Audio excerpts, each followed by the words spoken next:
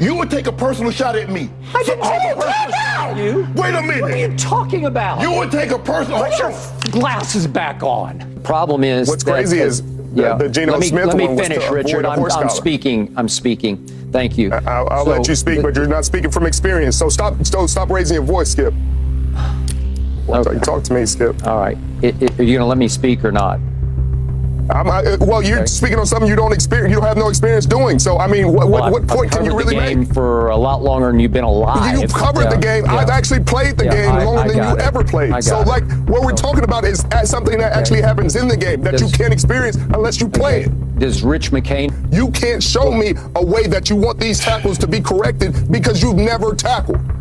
So earlier this year, Shannon Sharpe had did a buyout and departed from Undisputed, kind of unexpectedly to some. Undisputed then went into some relaunch, but things have not really been working as well as expected when we talk about Skip Bayless and the ratings of the new Undisputed.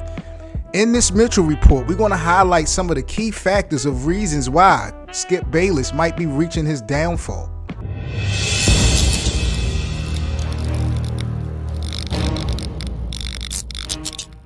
Finally, I have waited so long for this moment.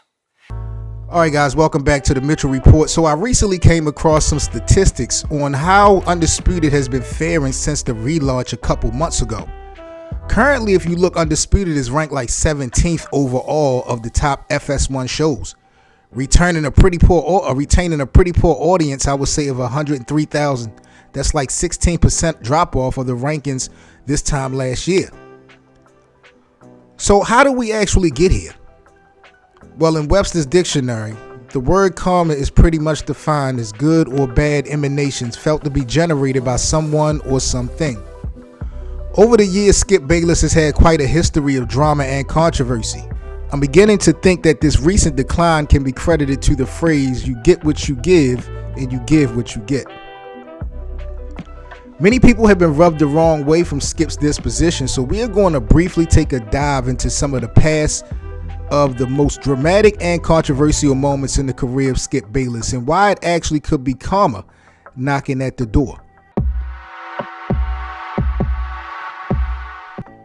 Now, one of the stories that really shocked me was the fight between Skip Bayless and Woody Page. They had an on-air fight, and I've been searching for the footage and I really couldn't find any, so I was able to come across hearing it actually from the horse's mouth. Woody Page kind of dives in an interview and details how him and Skip Bayless actually got into it on air, physically. And one morning, Jay Crawford, who was one of the hosts of the show, said, okay, guys, we have this funny question to end the program. Golf Magazine says that golfers, and you play golf. Yep. Absolutely. Golfers would give up sex for an entire year if they could improve their handicap by 4 strokes. What about you, Woody? And I said, there are a lot of years I've given up sex and I didn't improve my. And I said, sure I would. There were about 10 people in the room, producers, interns, directors. And they said to Skip, would you give up sex for, I don't know that I've ever told this story publicly, would you give up sex for a year to improve your golf game? And he said, I have a great golf game. He said, I've had more sex than anybody in this room combined. There's 10 people in the room. You've had more sex than everybody combined. And there wasn't any laughter or anything. He wasn't being funny. He was being serious. And the producer of the show at the time said, that's not the answer we want you to give on the air. Give something else. So we go on the air. We're live. That show was live in the morning for 2 hours. It was like the Today Show, of sports version of the Today Show. And so we're toward the end of the show, and they said, okay, Woody, you've got a funny story here. Golf Magazine. Would you give up sex for a year? And I told them the same story. I said, of course I would. Yes. In fact, I'll give up sex for 2 years if I could improve it by 6 strokes in handicap. And so Jay turned to Skip and said, would you give up sex for a year if you could improve your golf game? And he said, I've had more sex than Woody's ever even thought about. I got up. We were at a sort of a This is on live TV, right, Woody? Yeah. So I got up and I went over and I started choking him. That's not a good thing for you. But I grabbed him by the throat, and honestly, he worked out every day. He was in a lot better shape than me. I did a lot of drinking in New York and hanging out in bars. That argument got into a fight. You know, watching Skip Bayless as a fan of First Take and Stephen A. Smith, you know, I like the addition of Curry Champion, and I felt like she was a good add on as a moderator. But there was definitely controversial times when, you know, Skip Bayless and Curry Champion had went back and forth. There was even speculations, according to Jamel Hill. I saw her and Curry have an interview together. They talked about how Skip Bayless was even emailing Jamel Hill to not support Curry Champion and things like that. It was a lot of friction between Skip Bayless and Curry Champion. I just told her from the jump, because I had heard the way they talked about this particular job and what was said behind closed doors was that, look, they are intent on having somebody who's seen and not heard. So you need to be careful about that. So just imagine, I had been there for a month and I am already overwhelmed and underpromised and really having a hard time. I moved there from LA to Bristol, Connecticut. I'm by myself.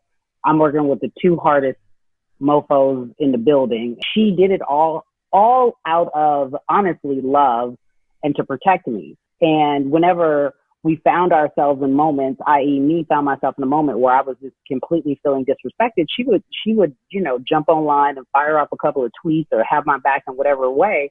So much so to the point that, you know, one of those guys sitting on the desk used to email her and tell her she wasn't right. Got mad at her. Was like, why are you taking up the and hasn't spoken to me since. Wow. Yeah. Bro, that's crazy. Then, of course, you got the circumstances. Remember with Chris Broussard, even his man Stephen A. Smith back at First Take. Well, LeBron James. Hold on, you told me once on this show. I'm not going to accept do that. Do not get in your heart. Do not tell you what's in your heart. Well, how are you sitting here from thousands of miles away telling what's in LeBron James' heart? Because you're way too close to have any objectivity. But wait a second. I don't have objectivity. You sold your journalistic soul to get close to LeBron so you can have a pipeline. I didn't do that. Soul. I have objectivity about it. You do I can not. sit back. Yeah, I do. First of all, that's a strong claim. Well, I mean, that's what. I think if you're going to question my credibility, that's what you did. I'm saying you're sitting here. You told me don't say what's in your heart. And you're sitting here talking. Have you ever even had a conversation with LeBron? How do you know what's in his heart? Well, he told me. He told conversation me. With are you going to buy that? Well, I know what he did. Give it to me. Well, let me tell you why. If you don't want to talk about it, let's go to the next topic. Well, excuse me. If we want to talk about it, I'm sick of you trying to shame me over this. Last time I checked, a dialogue is between two people. I let you go on and on. That's why I did that. I don't do because you keep going on and on. I'm not. You asked me a question. Let me explain. It's time for you to you're not getting to the point. You're not getting to the point. I wasn't wrong. Skip Bayless has held himself as at very high regard. And, you know, you got to respect what he's done because he's truly changed the game when it comes to sports debate. Magic Johnson once called me the Michael Jordan of debaters, so I'm afraid there isn't anyone. If I'm Michael Jordan and he is obviously the greatest player ever in any sport, then I think I'm not sure there's a rival out there. If you sat in the hot seat that Shannon sits in every day, I think you would melt fairly quickly. And I do admire Shannon because he is my toughest opponent ever, and that's not even close. One of the biggest things I think that took the eye turner for this year, or was it might have been last year or this year, was the DeMar Hamlin tweet. I think the DeMar Hamlin tweet set the stage for the demise of what we knew as Undisputed, because Shannon Sharp didn't even come to work that following episode after Skip had released that tweet during that game with DeMar Hamlin being hurt. Jen, allow me to say up front that I apologize for what we're going to set out to do here today if it offends anyone, because we're going to try to do the show pretty much as we usually do the show. But I'll admit up front, I'm still shook up by what happened last night to DeMar Hamlin. In fact, I'm still wrecked. In fact, I'm not sure I'm capable of doing this show today. But after barely sleeping on it, I decided to give it a try. Maybe I'll fail. Maybe we will fail. but we're going to try. We wrestled through much of the night whether to even do a show today because it felt like, in our minds, we almost can't win with this. I don't know, man. I truly think that Skip Bayless's time has come. You know, he tried to do this relaunch with Lil Wayne, Keyshawn Johnson, Richard Sherman. You got Rachel Nichols in there, Michael Irvin. Like, the chemistry doesn't make sense to me. Like, those guys really don't stand out. They have their moments, but it doesn't make sense. It never did make sense. And Lil Wayne was the only thing that I think he could hold his head on, but you only got him once a week. That's really not going to hold much weight or impact. That's not going to do anything for the ratings. And now it seems like these guys don't even have the respect for Skip Bayless, you know, that you would think that they would have on air. I guess because of the history and just knowing that Skip Bayless has this disposition, it's just been nasty work. I'm not sure how long Skip Bayless is going to be able to continue this on. I'm really predicting 1 year. I think Skip might call it quits because it's just nothing going in the positive for this guy. And, you know, I think he's alienated some of the best things that has happened to him over the years. He's definitely an icon in sports debates, but we are looking at the downfall of Skip Bayless in its entirety. And I think it's going to come sooner than later. This is the Mitchell Report, man. I'm Seven Mitchell. Y'all let me know what y'all think about Skip Bayless in the recent relaunch of Undisputed. Are y'all still good with this show? Do y'all feel like it's falling off? The numbers say that it's a done deal. And to me, like I said, the chemistry is just not there and the respect is really not there. But what are y'all thoughts on Skip Bayless's Undisputed and the future of Skip Bayless? Y'all let me know in this Mitchell Report. I'm Seven Mitchell. Make sure y'all check out all of the Mitchell Report series. Just become a member of our YouTube channel so you can catch the entire library. Y'all stay safe. Happy Thanksgiving. And I'm out. Peace.